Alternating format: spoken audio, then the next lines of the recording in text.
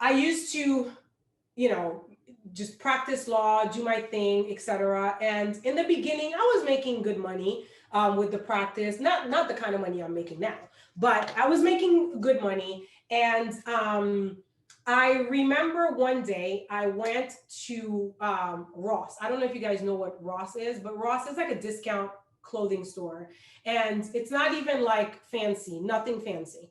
So I get to Ross and I went to buy power dresses, work dresses. So I went, I'm picking up these dresses, and I get to the checkout, and the lady's just ringing me and ringing me. And I'm looking at the total, and I'm like, holy shit. Like, I'm thinking, is my card gonna go through? Okay. I don't know if anybody's ever experienced that. It's the worst feeling because you're just like, okay. So I'm sitting here, and of course, that's when my Bank of America app doesn't want to work, right? So I'm trying to like transfer money, like to make sure that the card goes through. And then, oops, and then the card goes through, and I go, unknown caller. Sorry, scam likely on top of it. So, I thought I had this on silent. Anyway, so I go and I check out, and I go outside, and I'm sitting there with these bags in my hand, and I'm thinking, damn, Kara, like all of this school, all of this stuff, and you're worried about your card going through on a couple power dresses for work.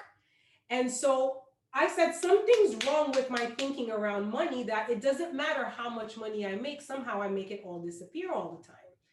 It didn't matter if it was 5 grand, 10 grand, 8 grand. I made the money disappear. So I sat down at my kitchen table and I wrote down what could be my money blueprint.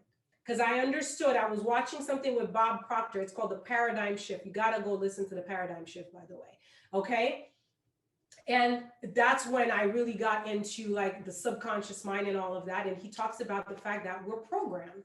So I thought to myself, what could be the program that I have around money that has me constantly creating scarcity?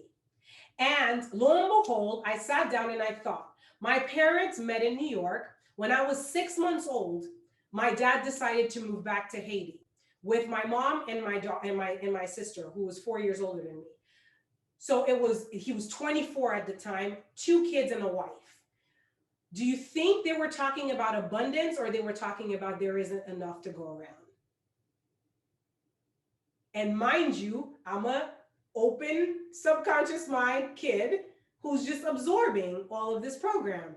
Fast forward, I grow up in this most impoverished nation in the Western Hemisphere, right? And then I end up in all types of money limiting situations. My grandmother passing and me being responsible for myself, 18 credits, 3 jobs, like the struggle is real. So the struggle became my program.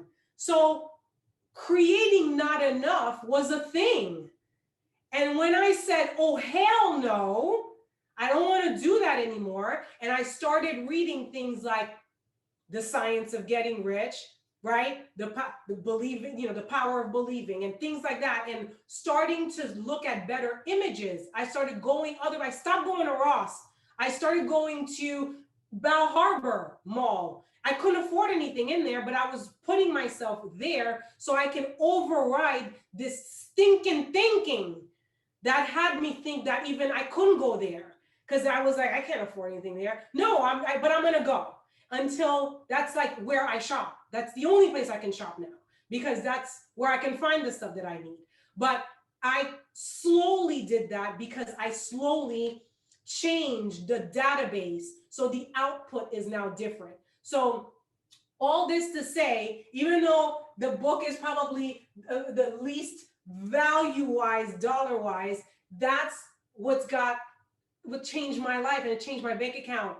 It changed my bank account forever. And within the first year of me doing this work and having this realization, I think that was the first year I did 250,000.